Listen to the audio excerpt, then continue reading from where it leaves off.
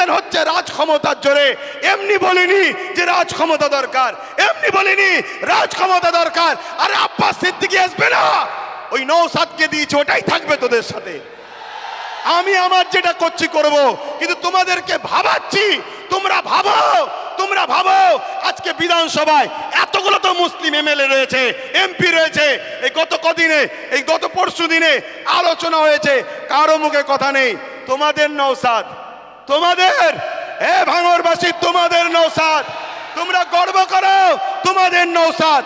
তোমাদের এই ভাঙড়ে পাওয়ার গ্রিগেড যখন তৈরি হয় 3 বিঘে অকাপ জায়গা ছেড়ে নিয়েছে। আমি বলে যাচ্ছি, মিলিয়ে নাও, 3 বিঘে অকাপের জায়গা পাওয়ার গ্রিডের নামে লেলিয়েছে। পাওয়ার গ্রিডের প্রয়োজন আছে না নাই ভাঙড়বাসী জানে, ও বিষয় যাচ্ছি না। আরো জায়গা আছে তো, কিন্তু অকাপ লিবি কেন?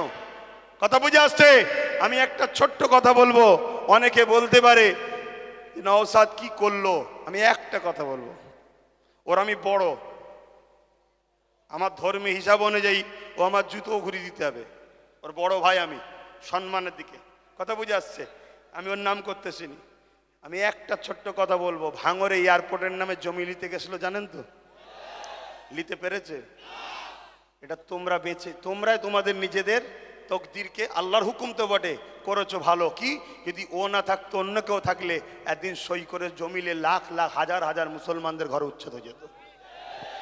কথা মাথায় ঢুকছে? কিন্তু ওই নেশার ঘোর এখনো কাটেনি। শুধু একটাই করো, যেখানে মুসলমান গ্রুপ বেশি হয় কেস দিয়ে তুলে দাও, নাই ভোটাভুটিতে ভাগ করে দাও, আর না হয় জমি অধিগ্রহণের নামে কেড়ে নাও। তো ভাই আমি আর কথা বাড়াবো না। আগামী দিন আপনারা আমার সাথে আছেন তো নাকি? কথা বলুন, আছেন তো নাকি? একেবারে সত্য হাত তো, এটা একদম কোনো ধোকা নয় তো। অনেক কষ্ট করে যেতে হবে, গাঁড়ের পয়সা খরচ করে। সরকার নয়, আমি সরকারি ফান্ড নেই, সরকার নয়, সরকারি ফান্ড নেই। আর আমাকে পিছন থেকে সরকারও দেয়নি যে আব্বাস তুমি একটু নেমে যাও। আমাকে বলুনি, শুধু ওইদিকে বলো না, 8 আনা যে খাবে সেও চোর, 1 টাকা যে খাবে সেও চোর। কথা বুঝে আসছে না নাই? তো সেই জায়গায় হাত নামান। আগামী দিন ভাই আমার, সবাইকে একটু সংগঠিত হতে হবে। মা বোনেদের ঘরে বাড়ি বাড়ি গিয়ে শোনাবেন যে ওয়াকাব আমাদের বাঁচাতে গেলে গণতান্ত্রিক প্রক্রিয়ার সংগ্রাম যেমন, আর একটা হলো কি, লাঠি তৈরি করতে হবে। লাঠি বোঝেন না? হ্যাঁ, যেখানে বিল হচ্ছে সেখানে যদি আপনার লোক থাকে, বিল ধরে ছিঁড়ে ফেলবে। বেশি কথা বললে চেয়ারের উল্টো দিক দিয়ে দেবে। হয় দরকার আছে না নাই? হ্যাঁ, কেন তুমি সংবিধান বিরোধী কাজ করছো? এর জন্য লোক দরকার আছে।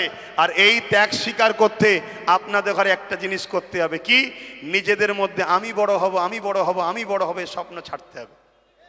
নিজের বাচ্চার ভবিষ্যতের জন্য আসো, সবকিছু কুরবান করো।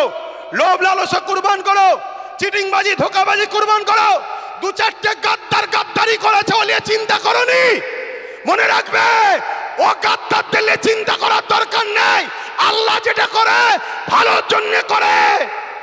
পচা ঝাঁজ বেরিয়ে যায় ভালো, কারো জন্য কোনো কিছু আটকায় না। তো যাক, কেন্দ্র সরকারের বিরুদ্ধে আমাদের এই সংগ্রাম আজ থেকে শুরু হলো 6 ডিসেম্বর, আগামী দিন চলতে থাকবে। শেষ কথা আবার বলি, বাবরি মসজিদ ইনশাল্লাহ, বাবরি মসজিদ ইনশাল্লাহ, বাবরি মসজিদ ইনশাল্লাহ, বাবরি মসজিদ ইনশাল্লাহ। হাত লম্বা করে তুলে বলুন, হবে ইনশাল্লাহ, ইনশাল্লাহ। নারে দিবে, আরো দিল খুলে নারে দিবে, নারে দিবে।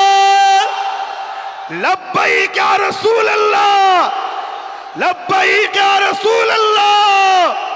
ভারতবর্ষ, ভারতবর্ষ, ভারতবাসীর ঐক্য, ভারতবাসীর ঐক্য, ভারতবর্ষের সংবিধান। নারে দিবেন। পুলিশ বন্ধুদের সঙ্গে আমাদের কোনো রাগ নেই, তারা আমাদের বন্ধু, তারা আমাদের বন্ধু।